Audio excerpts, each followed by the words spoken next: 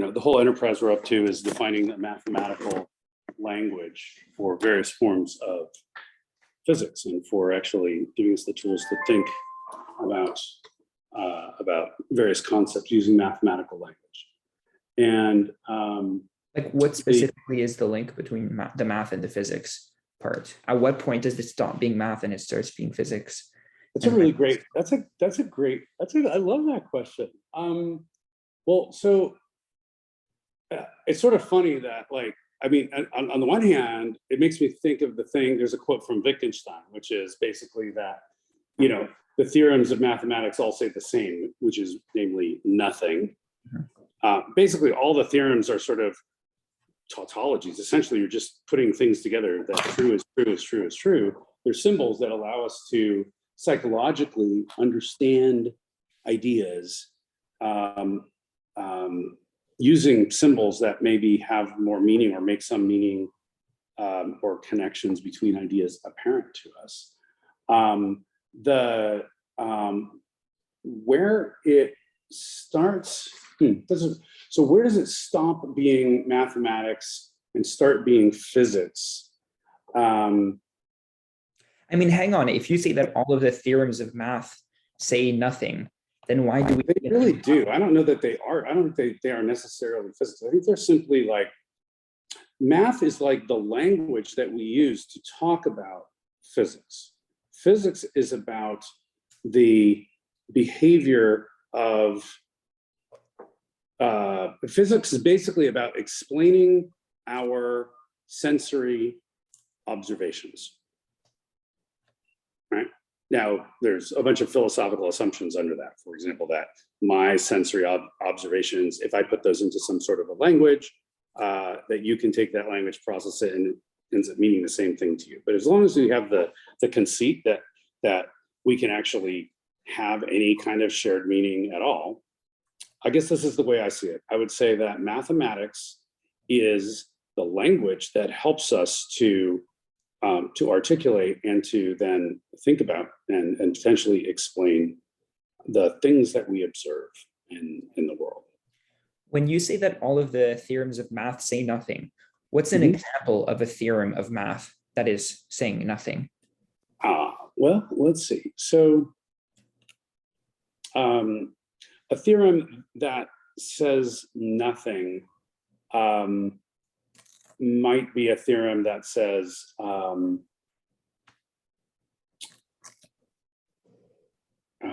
let's see, what would be a good example of that? Well, hang on. So it's like, well, you have to say, well, what is a theorem? Yeah, we have to go well, let's Pythagorean theorem, like that, the two words together. Is that a statement that says nothing? I don't understand. Sure. So it's I guess the way I understand that is it's a little trickier to say with the Pythagorean theorem, but you would basically look at, if you look at the proof, let me just say it this way, if you looked at the proof of the Pythagorean theorem, right? The proof of the Pythagorean theorem, it's basically one step beyond a bunch of statements that we've already proven to be true. So if you've proven every subsidiary component of the Pythagorean theorem, it's basically just rewriting previous truths. It's sort of a tautology for all of your previous truths. So you haven't added any new information in terms of the statements. What's the way of saying this? We have not added anything to the universe of what is true by writing down the Pythagorean theorem. It does not add anything. By writing down the theorem, it adds nothing to the sort of the universe, the set of all true statements. Because it is merely equivalent to all of the other true statements that you already had to know in order to prove it. And all of those, if you think about it, can I use a concept from lecture 3 is a predecessor set, which I love this successor and predecessor idea. So in a sense, the Pythagorean theorem, the proof of the Pythagorean theorem is a set of, logical steps. It's a set of predicates, right? And so you've got, Oh, hang on, you said predicates? I believe that's proposition. Sorry, there's propositions. Okay. Propositions. They're true, false, true statements. Obviously, if any of them are false, they're not necessarily helpful, but unless you're doing a proof by inference or something. But in any case, so let's say this is our proof of the Pythagorean theorem, and then we get to the eventual proof, right? Each of these things, each of these propositions is one of three things. It's either an axiom of the system, or it is a tautology, or it is a modus ponens, which is basically a very simple combination. So if P1 said, for example, A implies B, and P2 said A, then P3 by the modus ponens, you could say B. Okay. Is that clear?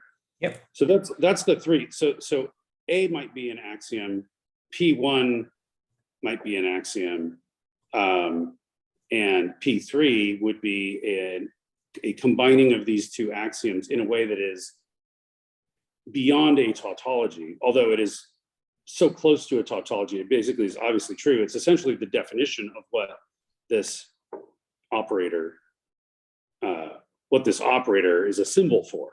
Okay. This operator is a symbol for if the thing on the left is true, then the thing on the right is also true. Okay. Right. So it basically is just expressing that this is almost like the modus ponens operator in a way. Okay. So then Funny way to think about it. I've never thought of it that way before, but that's kind of what that means to me. So in a sense, the final step in this proof of the Pythagorean theorem is equal to it's basically a single proposition combined with the I got too many P's, but basically the predecessor of that. That's not the right notation, but okay, I get the idea. You get what I'm saying, but basically, like it's the I'd have to write it as like something like a giant P. The predecessor, if this is the predecessor function, the predecessor of P diamond. Sure. And so if this is the first. So the only thing the Pythagorean theorem does is add a proposition to the previous body of all truth, right? And this thing is either it's one of these three things. Or I'm sorry, it's one of these three things. This last step in the proof, it's either an axiom. Now in this case, it's not, because we're not defining the Pythagorean theorem. We're basically, we've got all the axioms. And our axioms, remember back at the beginning of propositional logic, are basically an empty set. So we start out with no axioms at all. And you can always take everything all the way back there if you want to. And so to write the Pythagorean theorem, axioms, we can prove the Pythagorean theorem because we need an idea of numbers. So I believe the axioms would be the PFC axioms. Yes. So you would add those along the way. I think that you would say you would have to say that, I mean, you can always start with nothing, right? And then you can say, now we're going to add in the ZM, what is it? I always forget the guy's name. So basically the set theory, the ZMP, is it ZM? ZFC. ZFC. Zermelo, Frankel, who's the third dude? Just choice. Oh, okay. So ZFC. ZF, or right, like if you want to include the choice axiom, you put CFC. If not, you put ZF. I always thought it was. I never picked up on that. I thought it was a third guy's name. Okay. Okay, so ZFC is ZF plus choice. Yes. Thank you for that. Okay, so ZFC. I think if you want to get to the Pythagorean theorem and you want to have the idea of numbers, there may be some other way to get there besides ZFC. I don't know what that would be. But yeah, you could start with nothing, and then you could say, we're going to prove a bunch of things, and then we're going to add in the axioms, because that's one way we're allowed to add. We're going to just say, let this element symbol exist. Okay. Or let this element symbol have the following definition. Okay. It's an axiom. It's also, but an axiom that you're basically defining, defining the behavior of something is, it's almost just like an assumption that you're making. You're saying, like, assume this is the case for every time I use the symbol this, it means this, this, and this, and this. Now I can use this symbol as a shorthand going forward. It's not like the Pythagorean theorem is, it's kind of weird, right? Because in a sense, if you need to define this in order to establish natural numbers, right? And then you might need natural numbers, you might need topology, I don't know what else you need. You might need a bunch of things in order to establish Euclidean geometry, right?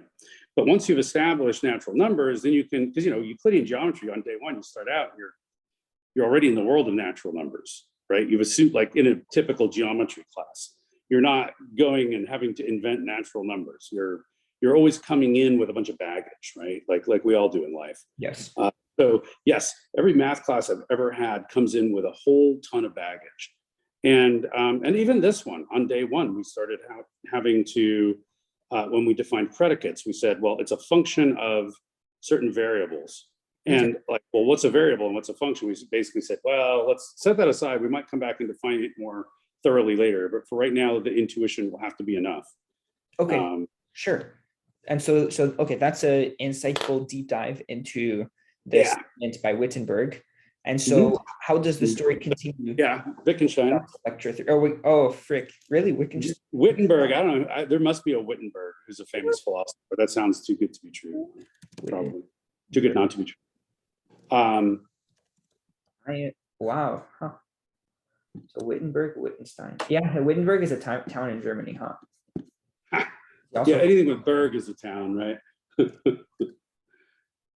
Yeah, okay. So I mean, oh, you're right. Wittgenstein, that's not a very structured introduction, but like I just covered a whole bunch of propositional logic, predicates, and there's Zumela-Frankel, Choice, axioms, and even touched on axiomatic systems and got a little bit into lecture 3, simply to explain the Wittgenstein kind of aphorism, I would say, that there's nothing new under the sun here in this world of mathematics.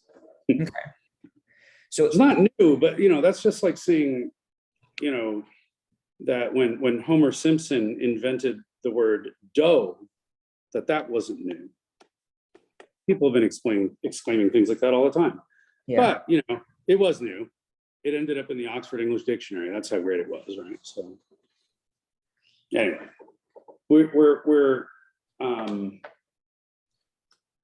there's a whole separate conversation which maybe we could start running in parallel with the broader group. Might actually be fun, because I think everybody can participate in it, on taking what we're learning here and bringing in some of the ideas of like philosophy and ontology, the nature of language, the nature of being, that is, I think, potentially very, very interesting and powerful. Yes, to the extent that like everything, when I was an undergrad, I learned that when I got my degree in physics, in my first physics class, John Townsend basically wrote up on the board, first thing he wrote on the board, physics, the science of everything. And by that definition, every other discipline is a subset of physics, including natural philosophy, history, pretty much whatever you like. So in that very comprehensive, very narcissistic physicist's way of looking at the world, sure, all this is a related piece of physics. How do we relate to this thing we call universe or reality? I agree. Yeah, perhaps forming a group like that might be fun. But if you had to continue required background of your choice, right? What you think is important to talk about the third lecture. Do you include anything else, or do you start right now talking about the start of lecture 3? So I think we start talking about lecture 3 and we pull in other concepts kind of as they may come up. I think it might be. I think if you're willing to, it would be worth it to speed run, like in 5 or 10 minutes, the lecture 2, but just like hopping from one concept to another, just for the purpose of some sort of spaced repetition and having to explain it again. Yeah, I mean, we did this a couple of days ago, but like for my benefit, if it's for my benefit, sure. Or for the recording or whatever. But let me give you so the axioms of lecture 2 is on the axioms of set theory. The Zermelo-Fraenkel choice set of axioms. And these are probably the most helpful thing, I think, to remember is that these are structured rather than just a long list of 9 different axioms in a long list. We have actually 4. We classify them actually into 4 groups or 4 categories. We have existence axioms, 2 of them. We have 4 construction axioms. We have 2 sort of further existence and construction axioms. And it's a funny name actually that is given to them, where that's another deep dive. It would be worth thinking about, why are these actually existence or construction? Which one are they more like? And why are they separated out? It's another interesting question. And then last is a foundation axiom. The existence axioms are the 2 that you need in order to say there is a thing that we call a set. The first thing is we define, so the first is, and so there's EE, let me just give you this, there's EE, there's perp, and there's IC, and there's F. So EE, this is where we'll start. This is existence. And there's 2 things you need here. The first thing you need is the epsilon, or it's not epsilon. Is it epsilon? It's not really an epsilon. It's sort of its own funny symbol, but basically we call this the element, or the in.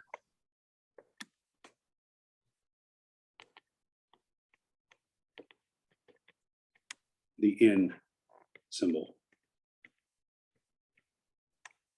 And I actually really like that in LaTeX, when you write it, it's just \in. It's so interesting that LaTeX, when you read it out in English, reads very much the way that mathematicians, at least Professor Schuler, talks about the things that he's writing and saying. Okay, so the epsilon relationship says that that you can write a statement using this symbol, X is an element of Y, and that this is a proposition, meaning it is true or false. It has one of those values, if and only if both X and Y are sets. And so set is sort of defined implicitly as something where if you have 2 of them, this property is true. And the other piece of this is that you would say, I guess a more formal way of writing that this is a proposition. The more formal, you can write it more formally by saying X is an element of Y,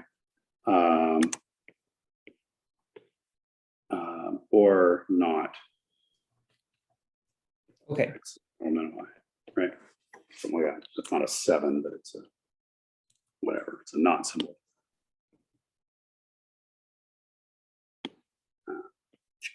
Right. Okay. So that's the first existence axiom.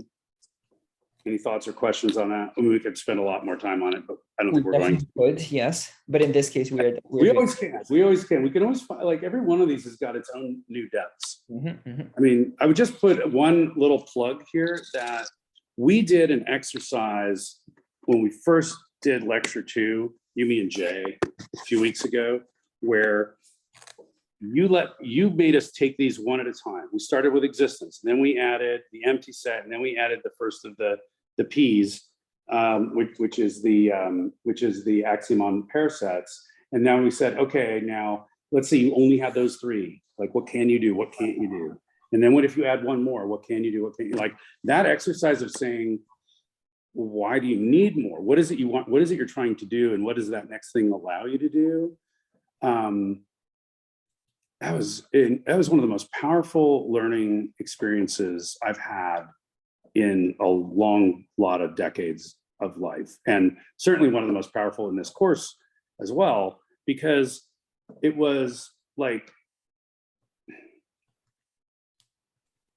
there's a lot of creativity in this. It's funny, like you don't normally think about creativity coming in when you're learning mathematics, but in this sense, this turned all of this math learning into a creative exercise for me, in that you almost had to imagine that you were starting from scratch and creating an axiomatic system that would allow you to do certain things, to solve certain problems, as if you were the first mathematician to ever do it, right? And so by saying, okay, you got this, and you got this, what can you do, and what else do you need, and why?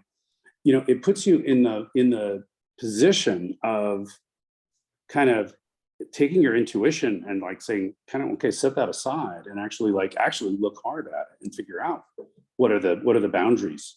Yes. And the thing that you're saying, is that because your intuition is saying it, or are you actually able to prove it using just these things?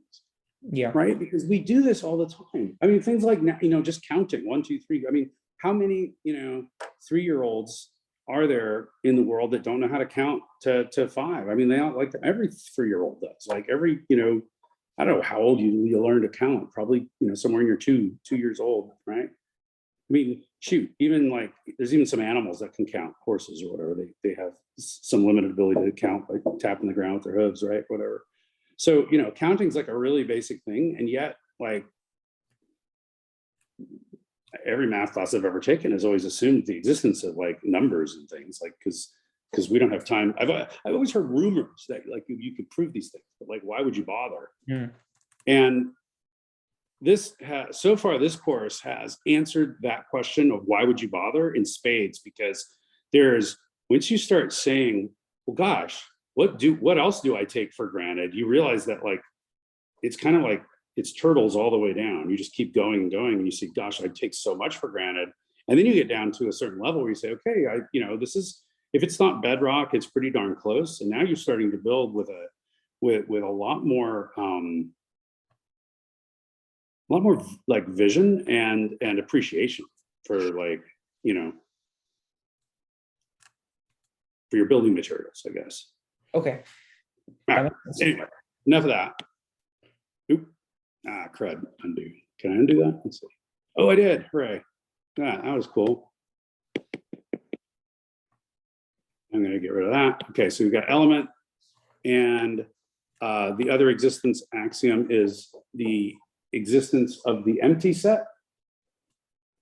And we have a nice formal way of saying that basically wait, hang on, Monty. So even though you could, and we could go and look into the detail for each of these axioms, for the purpose of speedrunning the axiom lecture and not spending. No, I don't want to redo it all. I just want to basically say what they are. Okay, sure. Okay. Or is that too little? I mean, I can say just what they are. And I guess if you have a very quick story for like a few of them, then that's fine. Okay, right. I can do that. So the empty set basically is so basically what we have is we have this idea of an element, and then we define an empty set as a set that has no elements. Okay, and great. So now we have nothing. We basically still have nothing. So the next thing, but those are the existence. So now we can actually define what do we mean by a set, and we have a set that has nothing in it. So the next thing we add to that is the axiom of parasites. And the axiom of parasites allows us to combine the elements of two sets together, right? So that's one piece. And then we have union sets. And it's very interesting that in our definitions, we've never said what the elements of sets can be. They can be anything. And so a lot of times, very, very naturally, well, the only thing we got in our toolbox is we got propositions and we got sets. And I guess we got predicates, right? So you could have a set of predicates, or you could have a set of propositions. You can also have a set of sets. And so we get, because our universe only includes like these three things in a way, maybe a couple of more like operators, but like our universe is very, very narrow right now in terms of the objects. We have more verbs than objects in a way right now. And because sets are one of our objects in our small set, we have, one second, I need to just make sure that I don't need to take that.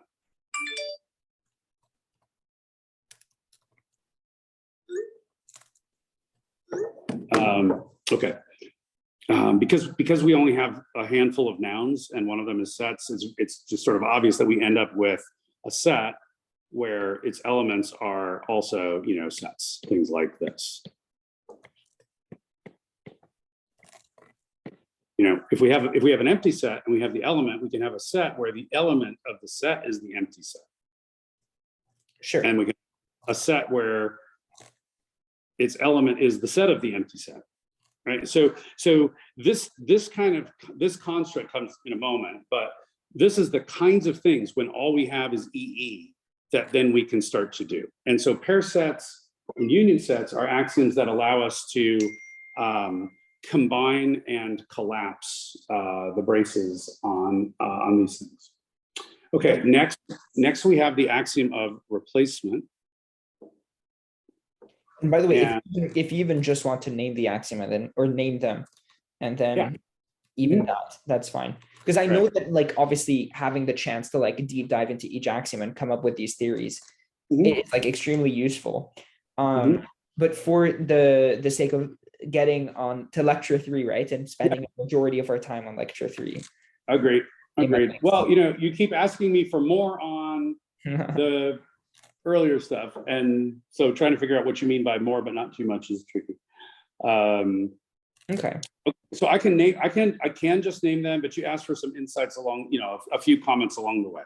So for construction, we have these 4, and along the way in here we come up with a very important principle, the principle of restricted comprehension, which I'm not going to say very much about, except that it is a thing that comes up, and it basically tells us when we are that we need to be careful when we are defining the domain of any of our axioms or terms that we use, that we might need to qualify in many cases that, hey, if we're talking about a thing called M, that we do have to actually say if that M is a set, or we either have to make that part of our assumption, or we have to prove that it is by some other means.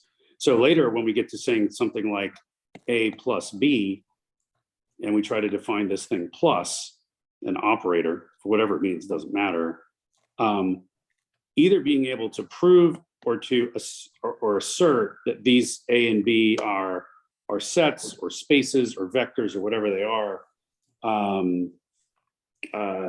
becomes very, very important, so that we end up making statements that are not breaking or false or undefined in various edge cases. Okay. Not going to say more about that, but I'm not sure I got that entirely right, but that's my understanding of it right now, such as it is. Okay, for IC, we've got the axiom of infinity, which basically allows us to create a set that has an infinite number of elements. That also allows us to lead into classification of sets, but it allows us to define the set of all natural numbers, which of course there are an infinite number. And one thing in this realm, which we will come back to in lecture 3, is that we define symbols like 1 and like 0. We define 0 to be, well, we define 1 to be the set of the empty set. We define 0 to be the empty set. It's just another label for it. We define 2 to be the set of. Okay, sure. Right. Or, and this is also equivalent to that. Right. And same thing if we go to 3, 4, etc. Okay. So that's part of the axiom of infinity. And then we have the axiom of choice, which allows us to choose that basically to say that there is a set that contains exactly one element for each element of another set X. And then finally, we have the axiom of foundation. I think that's how you say its name, which is basically that every non-empty set, this is not one I entirely get, but the idea here is every non-empty set contains an element that has no elements in common with that set. Okay, cool. That is a simple statement of the axiom. I'm not sure why it matters or how it plays out, but that basically takes us up to classification sets. Okay. Okay. Perfect. That's I'm going to clear and we'll jump forward. All right, sure.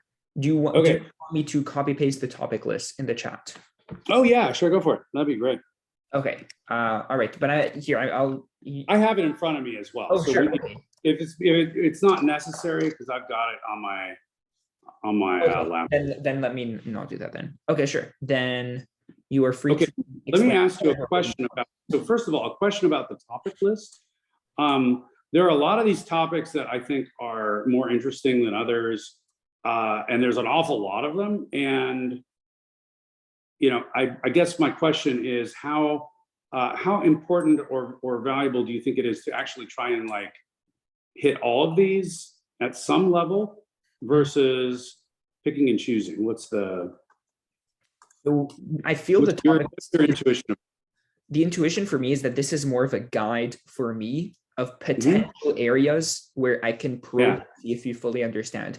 And so I'm not sure if it makes sense to share it beforehand with you or not. In this case, I did, but perhaps in the future, it makes sense just to keep this to myself. And then whenever you're explaining, I can refer to this as just a guide for myself. Like, well, I actually felt like, this list is very helpful. It does not, with I think a couple exceptions, it really did not. It's really just sort of the list of topics.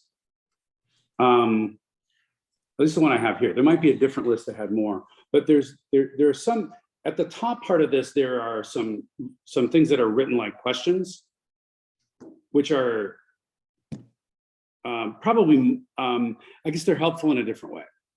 Okay. The list of all topics is sort of helpful as just having a concise guide of like, here's what we're going to go through. And then some of the bigger questions, like you might have, you might just say equivalence classes. That's a topic on the list, but like you might have really like specific, like nitty gritty questions that you want to ask, which are not shown here. And that's like, and that's fine. Okay. So I think that, but at the same time, things like, what does it mean to be injective, surjective, and bijective? I mean, I can cover that, but I don't know that it has a lot of value. It's really like some of these things are just really easier just to use the term, and there's just not a lot of. I don't see, unless there's like a particularly deep thing that I'm missing. There's many of these things are just, hey, here we're going to define a name for this thing, and move on, right? Okay, sure. Okay.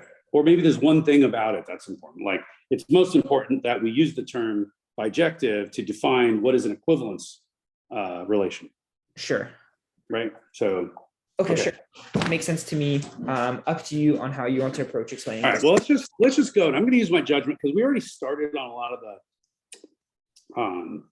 some of the more preliminary pieces of this. I'm not going to skip over them, but I am going to just go through them. And I think I'm a little more comfortable with it today, having had some more time to think about it. So I'm also not going to let myself get hung up. Like if you ask me something, and I'm like, that's a great question. I don't have a great answer for it. Or if I'm realizing that I'm going in circles, then, over here somewhere, I will make a note or make it in my of like, hey, here's some things that I want to go read. I did this last time, just on myself.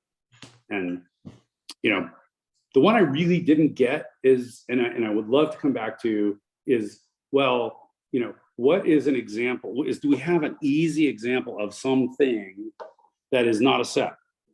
Okay, sure. And other than so, I mean, you can say, well, if you said something like, X is an element of X, right? That's not. I think you have to say X is not a set, because a set cannot be an element of itself. Okay, sure. But yeah, this can be one of the questions that are. But this doesn't help me understand, well, what is X, right? Like I can write that mathematically X, if I write this statement, X is not a set, but it doesn't give me like what I'm looking for is more of a metaphor for something that's not a set. Okay. By the way, from my point of view, everything is a set. Or nearly everything is a set unless it's a part of the axiomatic system. But okay, again, I feel this falls outside of the purpose of you explaining to me. I simply mention it as a little bit of a cleanup from last time in the kind of the sidebar questions that come up. Okay. All right. So, all right. Well, let's start out. So, the third lecture is on the subject of classification of sets, and so we come to, it's actually sort of there's a funny little bit of a divergence right at the outset, which is that Professor good God, what can I remember his name? Schuler. There's too many musicians going through my head. Schubert and Schumann and Schuler. Professor Schuler kind of entitles this lecture "Classification of Sets," but then he jumps right in. He says that a recurrent theme is the classification of spaces, and we jump into this other weird thing, which doesn't sound like it's about the classification of sets, but it brings up that. He basically says a recurrent theme in mathematics is the classification of spaces by means of structure preserving maps between them. So there's a few things in here to define. What is a space? And we're not going to spend a huge amount of time on this because we did some last time, but what is a map? What is a structure? And what does it mean to preserve a structure when you are have a map, and it is also noticed that the word map is not defined on its own, but it's a map between spaces, right? Sure. So a space, first of all, is defined. We use that term. It's a name that we use for some set. It's a set equipped with some structure, and a structure is usually some other set. Could be a set of operators. It could be a set of axioms. It could be any number of things. So, for example, if you had, I guess you would say that set theories, the ZFC is a space. You have a set of axioms, and in a sense, the set of axioms. I don't know if I believe that, because is that not? It's definitely not a set of axioms. That feels so unrelated to set theory, or I mean, like it's just a list. The ZFC axioms are in fact a set. I don't think so. No. I think this is. Do they not meet? But if you wrote, if you wrote E, perp, you know, if you wrote this out, like you couldn't make a set of the axioms? I It's a little bit like, it's a little bit recursive, but I don't think so. For the same reason that you can't have a set of 1 equals 1, 2 equals 2, 3 equals 3. It's just meaningless. is it? Well, I mean, that's that. Why is it meaningless? you can have That's a set of sets, but then you can't have a set of propositions. These are propositions. Right. That's what this is. What you just wrote is a set of, you know, three propositions, 3 tautologies. So show me how using EE perp ICF, you can prove to me that this is a set. Like never, literally the pair set axiom says you can only pair up things that are sets in the first place. I don't trust this 1 equals 1 to be a set. It's definitely not a set to me. It's a proposition and it doesn't belong in a bracket, at least in my mind. So you cannot make a set of where the elements are propositions? Okay, let's just do this. Let's just call this P1. Let's call this P2. Let's call this P3, just to make it simple, right? And P, where P, you know, I'd say, you know, if you want to say where P, P is a proposition. Sure. Or P on. Okay. So if P is a proposition and I have ZFC, let's see, what do I do with ZFC? This is a little bit of, this is going a little far afield, but might be worth doing. I think it's worth doing. Yeah. Yeah. Okay. So,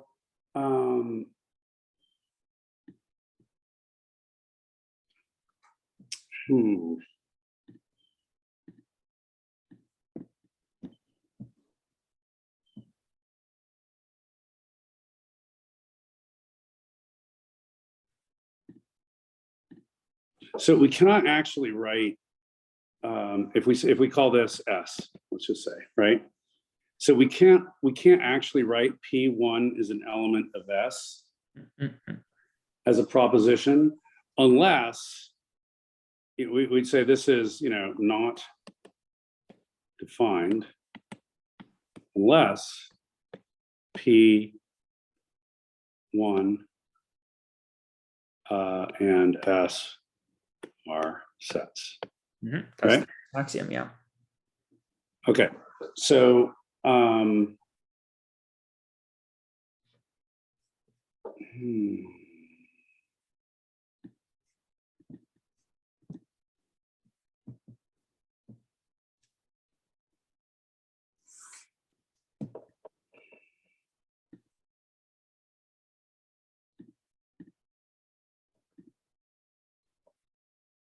well, we can certainly write, let me just think for a moment here. So we could certainly write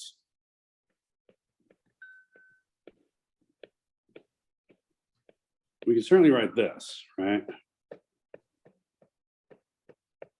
Which is equal to, you know, 1, 2, 3. Sure. And that's a set. Here, maybe one. But here's the thing, right? 1 is, you say, oh, well, what's 1? Oh, that's a number.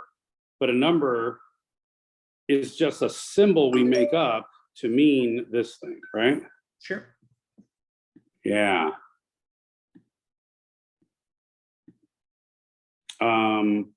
Whereas this is a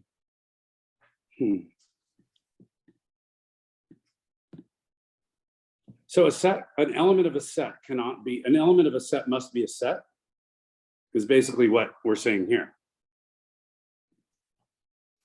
You can't write this relation unless both things are sets.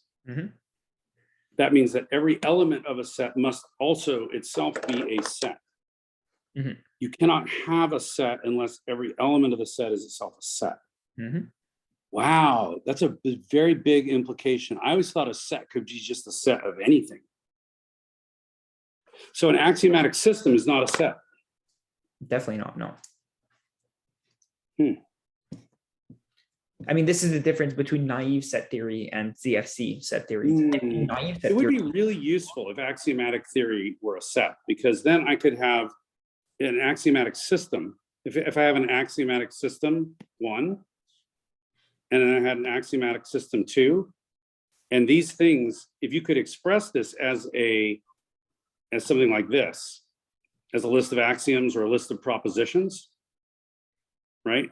If you could do that, then you could write, interesting things like, S1 is a subset of, or equal to S2, right? You could do interesting things with set theory if with set notation at least, right? And maybe some interesting things with set theory itself. If this is like my thing from a couple days ago, where that, like in Lisp, there's no difference between your code and data. Data is code, code is data. And this is why my intuition is like, well, no, every proposition, is there any way of why isn't a proposition a set? Actually, maybe that's a better question. I mean, one funny statement in set theory is that everything is the empty set. So unless you can express 1 equals 1 in terms of empty sets, then it is not a set. But okay, but the point is that you like using this language, right?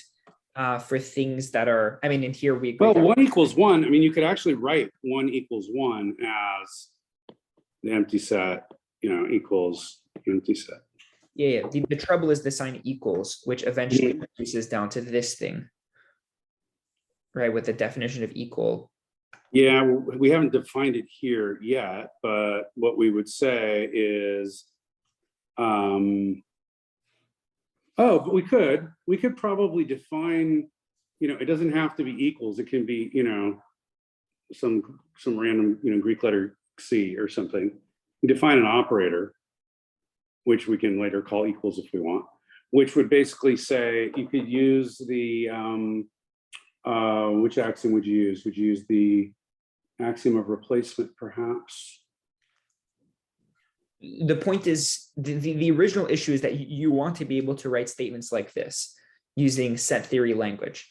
What I believe is the issue is that it is mathematicians have chosen not to say things like this for the purpose of avoiding paradoxes, but I don't see why we can agree that, sure, write things down like this, but we agree that it's not like theoretically bulletproof or anything. But again, I mean, language suffices, right? You just say S1 is a subset of S2, and we just say English language, come to our rescue, and then that's fine. All right. Well, this one is actually,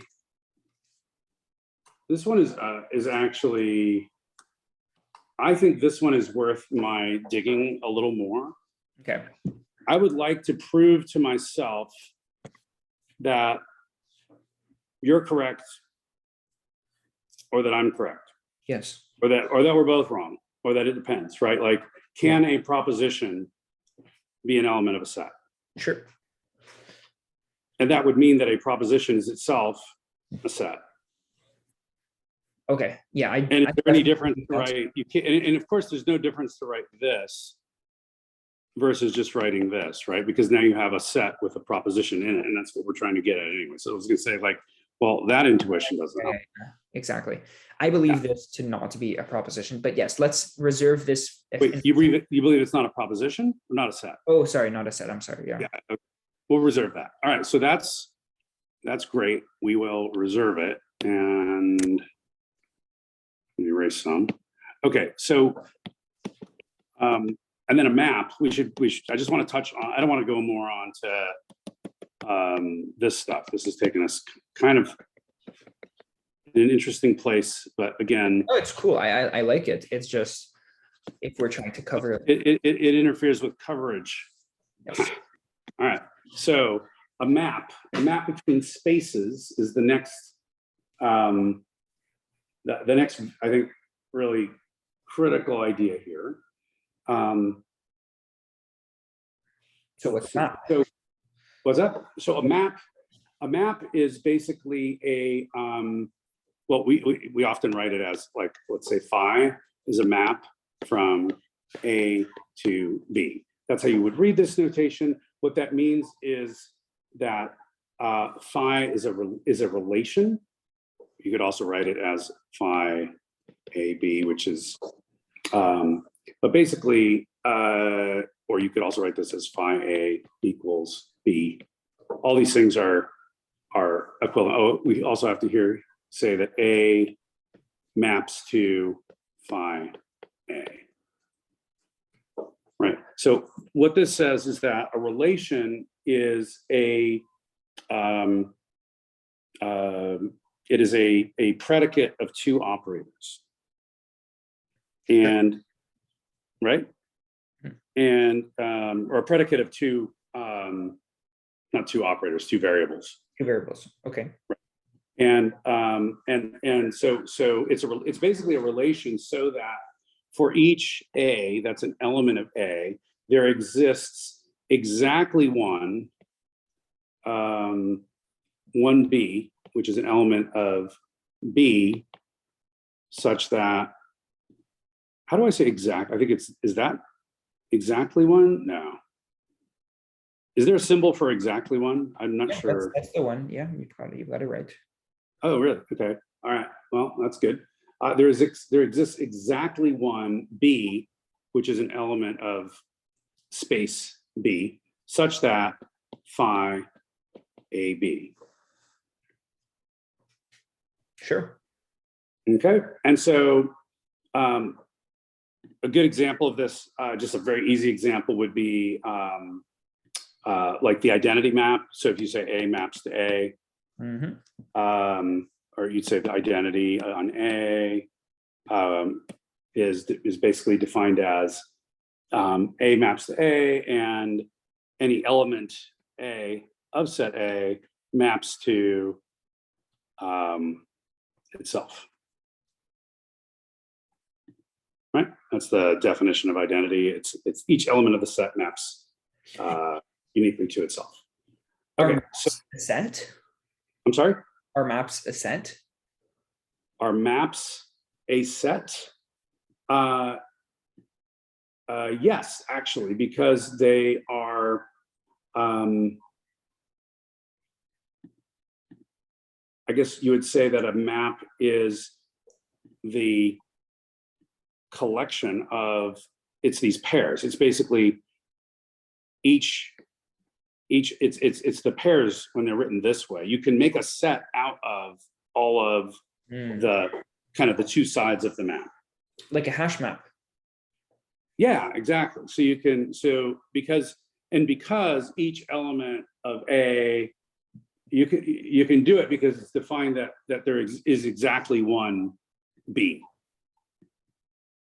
that A maps to, right? So for each point you have here in A, and here's B, and you have these points here, each one of these is going to map to exactly one of these, right? Because you have that property, I believe that's what allows you to write a set where you would basically say for each the set, and this you can get from the axiom on which one is it? It would be the axiom of replacement, right? Okay. Because you would say that the way the axiom of replacement works is basically for all A, axiom of replacement, I'm going to write it over here. You'd say, like, for all A, which is an element of A, there exists some B. Am I getting this right? Where there's a relation between A and B. This is basically this is the definition of what is a functional relation. Okay. Right, and we know from the axiom of replacement that the image of R here is the image of A. I guess here's what you would say is that the image of A under R, in other words, applying this relation to all the elements of A, that it is also a set. Okay, sure. So I guess what that's saying is that B is a set, right? So that the axiom of replacement says that if you apply a functional relation to all the elements of A, you're going to get this thing out of it, which is a set. You might have to use a different axiom to say, because it's sort of, you can intuit that like, okay, if for every, if basically for all A, there exists a B, and then you can basically write, if you have A as the set of, the set of all the A's, that you could pair these things up and you could actually make a set of A, B, comma, A1, B1, A2, B2, right? You could make a set of those. There is an axiom that allows us to do that. Or maybe it's a combination of several. I think this is something that would be like, got to go back and write out the proof to really show you. I don't know that I can just prove it without spending a lot of time, maybe not a lot of time, but it'd probably take me a few minutes of like reading through the axioms and figuring out, well, which are the right pieces to put, to build the Tetris wall into place of how do you get to the intuition that if A is a set and for every A there is a B, I can write a set of A comma B. Okay. So that makes sense. Yeah. And that might just be the,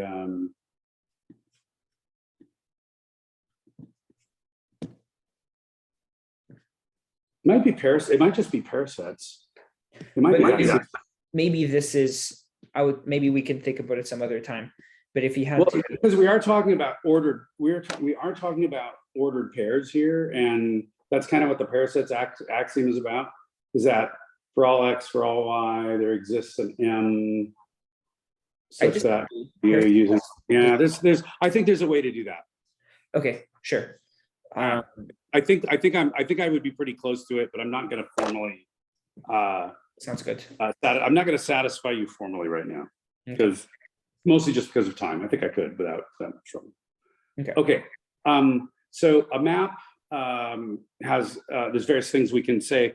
Again, we started out saying we're going to classify sets, then we went into classifying spaces, and now we're going and classifying all kinds of other things. Classification is something we do as humans everywhere in life. We classify dogs into breeds so that we can talk about them and figure out their characteristics and say useful things about them.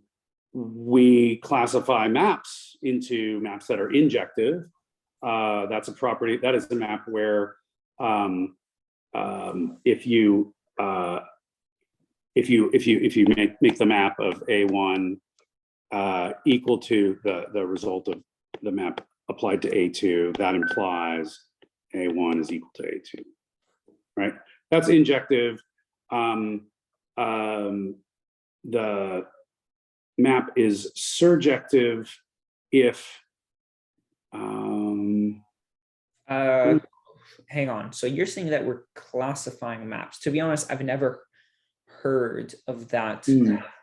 Well, I made that up. That's just sort of, we're defining a map as injective if it has this property, right? We're making up inject. This is basically what we mean by the word injective.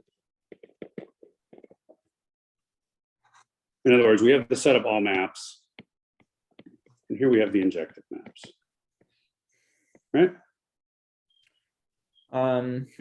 Okay. A map is a set, so I can make a set of them all. Sure. I have to admit, I've never seen it this way. And that this is pretty cool. I'm still doubtful. Well, I don't know. Maybe it will work out, maybe not. Well, you've got injective, you got surjective, and all maps that are both is, all the maps that are injective intersection with all the maps that are surjective is equal to the maps that are bijective. So I think, why don't you use set theory to talk about, I don't know. It's just the issue I have things. here. The issue I have here is that you can only talk about classification if you have a structure that you're trying to, or if you have a space that you're trying to classify. Yeah. And so with this example here, you have to tell me what is the space that you're trying to classify before Sure. attempting classification. I believe you're going to answer the space of all maps. So gather up all the possible maps. Well, a map is a set, right?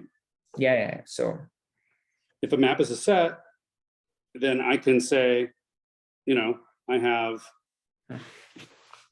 then the question is the set of all maps a set? But I think I can get there by, I mean, it would be an infinite set, right? I mean, I'd have to think about it more. I guess I'm just a little bit skeptical here because I'm making up shit from my intuition, but it seems right, you know? Yes. Like there's this thing that Schuller says later on, which is that intuition and imagination is dangerous because what you imagine may be different from what I imagine. So it's like, if we can talk about this rigorously, or we can agree on a protocol and how to talk about it rigorously, then it's fine. But until then, I'm hesitant. I mean, okay, surface level, it seems fine.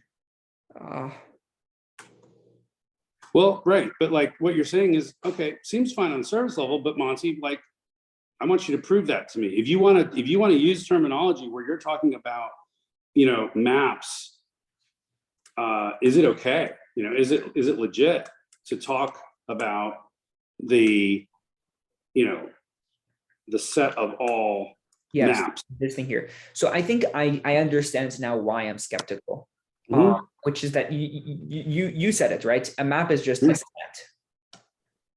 which means that it's a part of a map is a relation, right? A map is a relation. So it's not, any set is not a map, right? Yes, you're right. But all maps must be sets. A map is by definition a relation, right? Yes. An element which is a set. But if we haven't defined set, if a relation is a set, then I mean, okay. I want to say that like there are these things which are sets. Like, can I have a universe of all things that are sets? And okay, so I think I can, because like if I have a set A and I have a set B, right? Then it is by definition, I can write the set of A, B, and that's a set by the axiom of union. I think it is. Okay, I don't know. Okay, basically the thing is I'm skeptical because a lot of steps are being skipped that may end up being true later, but we have to check. The first issue I have is that a map here does eventually become a set. And so if we're talking about the category of all sets and then classifying all possible sets, then that's totally fine, because we agree that that's a thing. Like the classification of sets, the title of the lecture says we can do that. It seems to imply that, yeah. I mean, if you can classify sets and the things you can, and you're only allowed to classify sets, like it doesn't make sense to think about classifying things that are not sets, perhaps. No, that's not the direction I was going. That's kind of off the map. The direction I was going in is that all maps are sets and therefore belong in the classification of sets. Yeah. Unless you give it some additional structure. And I don't see what that structure is. The point is, there are a lot of steps here that I feel may not end up being true. Like, for example, you can only classify a space if using an equivalence relation, right? Like that comes out later. Okay. And then I'm not sure if saying X and Y are the same if they are both or if they are both injective. I don't know if that is an equivalence relation, because equivalence relations must be the three things, right? Transitive, reflective, and symmetric. So it's questions like that make me doubt whether this. But that's great. But that opens up a really productive set of questions to ask. So for example, if I have a map, you know, M1, and I have a map M2, right? And if M1 is in, if I say, you know, let M1 be an injective map, and I say let M2 be an injective map, right? Can I define, you know, M1, whatever, random operator M2 tilde. Yeah, I guess it would be a tilde. I was just trying to make up something new. But yeah, so right. So I would say M1 tilde M2 as, you know, sort of the equivalence relation. Whoa, hang on. Equivalence relation comes later. You do M1 tilde M2. Oh, that's the set. I'm sorry, that's the set. If M1 and M2 are both. Well, this is the next part of this is kind of getting right into the next part of the lecture. So let's just do that. Yes. So I would say first, let us build the vocabulary and make sure that we both understand the vocabulary. And then if that is done, then we can come back to that question. Okay. So as a quick aside, there's a thing I actually really liked where we talked about initial class, you know, one way of classifying sets. There's probably an infinite number of ways of classifying, but one way you can classify sets is sets that are infinite, and within those, some of these are countably. I mean, by the way, just on that statement, you said that there's an infinite ways to classify set. That statement ends up being, well, not exactly true. I mean, the whole point is that this thing of cardinality, right, ends up being the way, the only way, the masterful way, like the main way, not even the main way, the only way that we classify sets is based on their size, because there's no other thing that you can classify them by. Oh, I'm not sure about that. Maybe, but maybe let's maybe go through. I mean, you could say that some sets are relations and some sets are not. I think the issue is with again the symmetry, like making sure that classification you just suggested, making sure that it's actually. Now, you know, I'm going to push back really hard on you on this, because, you know, in the lecture itself,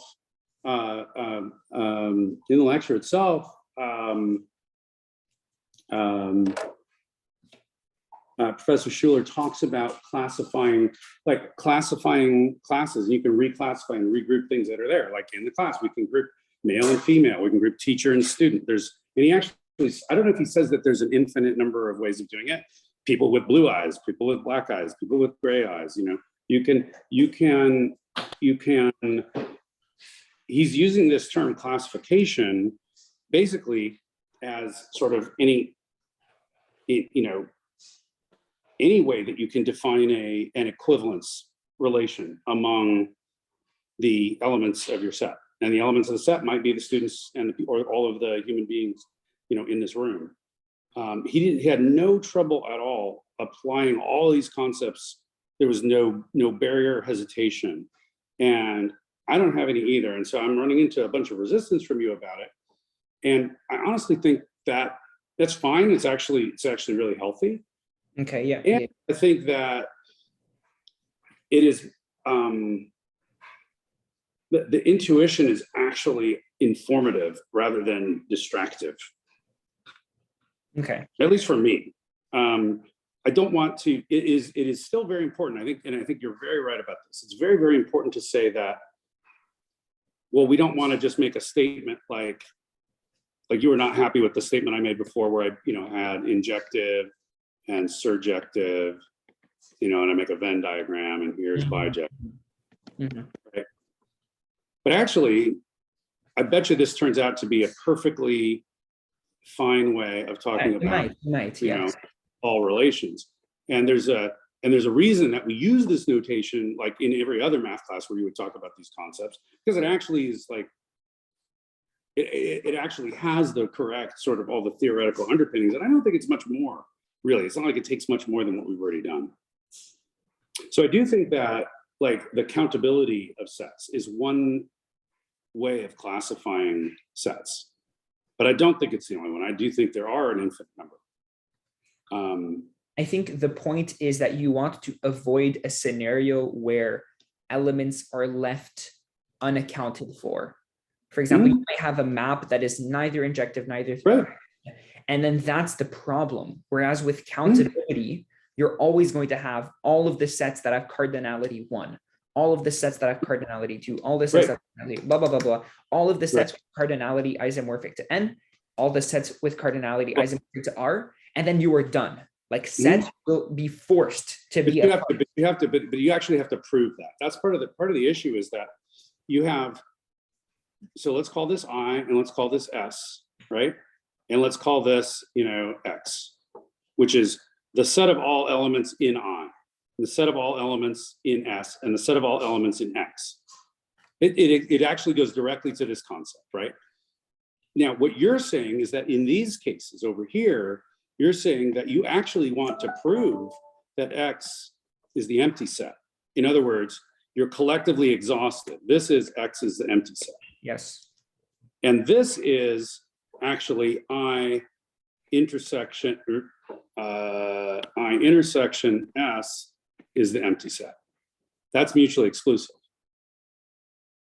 If I and X are mutually exclusive. And so I believe this to be false, that I intersection S is the empty set. Oh, well, I intersection S, this is the empty set. That is clear. Because those are the bijective. Yeah, bijection. Yeah. Right? And this is false because there are sets or there are relations that are neither injective nor surjective. And that's fine. That's just the nature of this form of classification. There's a none of the above. Yep.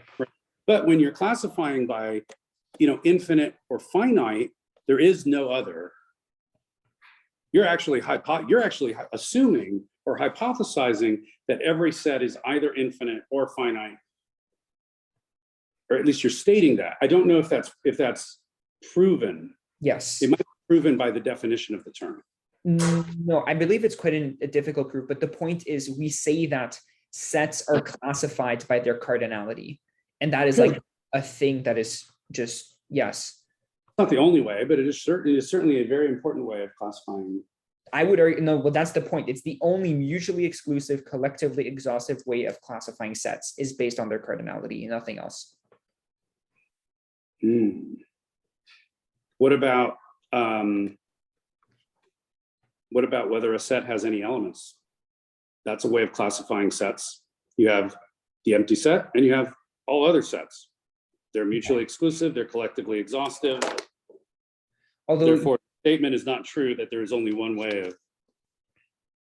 The point is that with each category, you're assigning something in common, right? Like you're saying, oh, it has cardinality. One has two cardinality. And cardinality. Whereas with the classification that you chose, you said that you classified with all of the sets that have P and all of the sets that have not P. In your case, you said that they are empty or not empty, which I mean is cool, but there is an issue choosing this, Yeah, but you did too. It's just your predicate between infinite and finite is different. Your predicate is whether it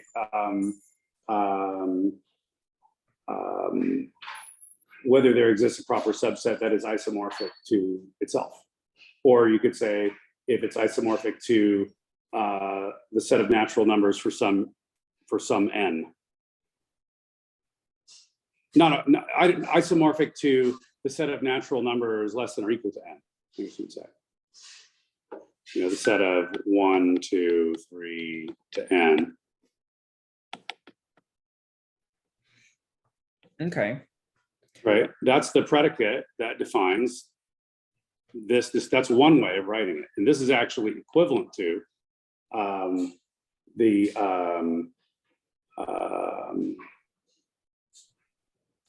B is a, how would we say this? We'd say that B is a subset of A and B is isomorphic. Wrong symbol. B is isomorphic to A. I mean, hang on. So you gave the example of classifying it with a set X is the same as Y if what, they are both the empty set? No, but you gave a classification based only on one variable. You said classify them if they are the empty set. Is that right? We don't say is the same as, I mean, we have a, well, we're classifying based on a predicate of one variable. Well, no. You're saying like you have, your predicate is always one, when you're classifying, it's really always a one variable predicate. You have a set S and you're saying, you know, which, well, it's not, if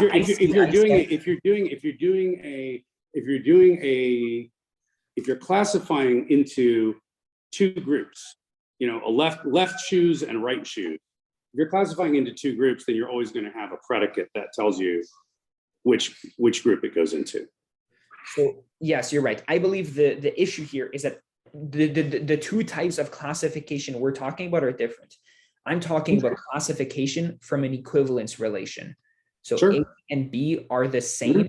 This is the fuzzy class analogy. A and B are the same. If in my case with cardinality, I'm saying A has a bijection to B. And then this ends up being cardinality, right? What you're doing is you're classifying with a single predicate. You're saying, let's classify with P of X, where P of X may be something like X is the empty set.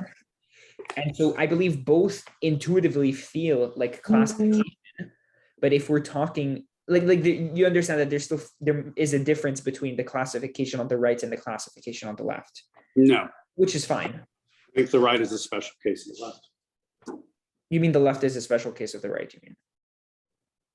I think what I'm talking about, that's saying, you know, P, the predicate is, yeah, if you can write this for me in terms of equivalence relationships, then you will have. Yeah. Okay. So this is good. This is a very advanced version of this stuff. So let's see, the equivalence relation tilde, right? Is a relation such that, so to be an equivalence relation, we basically have three properties. We've got reflexivity, right? Which is like for all M in M, I'm just gonna write down what this means. Then tilde M is true. Okay. Right? And then it's got, that's reflexivity, and it's got symmetry, which is for all M and N in M, then tilde MN is the same as tilde NM, right? Okay. And then we got transitivity. Yeah, those are the three. I'm covering these concepts because we want to cover them anyway. So for all MNP in M, the other notation is actually how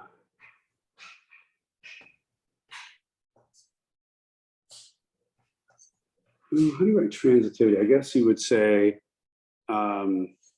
tilde MN. Do you have to nest the tildes? Yeah, if you have tilde, I would have done it. It's an and. It's tilde MN and tilde NP implies tilde MP, right? So I believe I've expressed, and then following up on your point over here, yeah. I believe I've expressed the P of X in terms of tilde here. Where you say A is the same as B if P of A and P of B. Is that right? Where P is the classification you're choosing. You've expressed which. Well, for whatever P you end up choosing here, yeah, you can write it in terms of tilde like this. Okay, wait a second. I'm sorry. What's the what's the P here?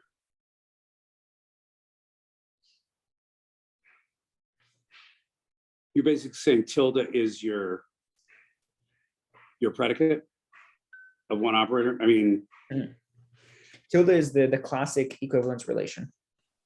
Yeah, but what's P? I'm not following what is, how you're, there's a missing step for me there somewhere. Okay. Maybe here, I should maybe. Oh, I see what you're saying. No, I get what you're saying. What you're saying is A is equivalent to B if the predicate of A and the predicate of B. Is true, yeah. Mm-hmm. So Yeah. then the fascinating check would be to see if this equivalence relation has all three of these properties. Okay. I don't know if that's true.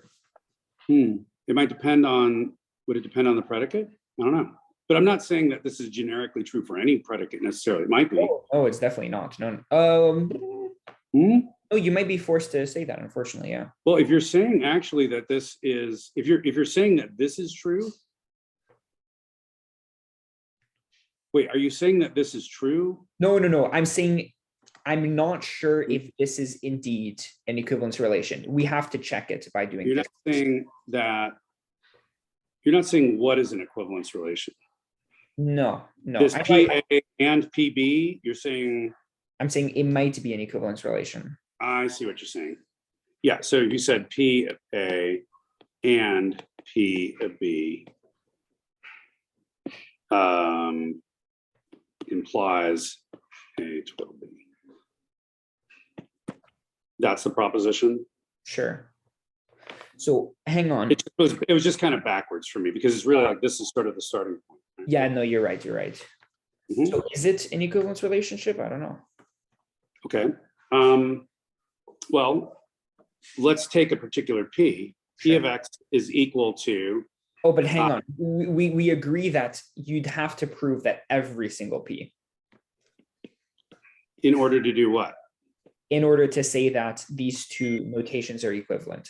Well, yeah, but you didn't, but I don't have to. You actually have to prove that there is none because I said there is one and here's an example and you said, no, that's not legit. So I think you're taking the harder point on this proof. No. So you have to show, well, okay, we're starting off with just a specific one, which is fine. X is not the empty set, sure. Yeah. Why not say X is the empty set, simplify our lives?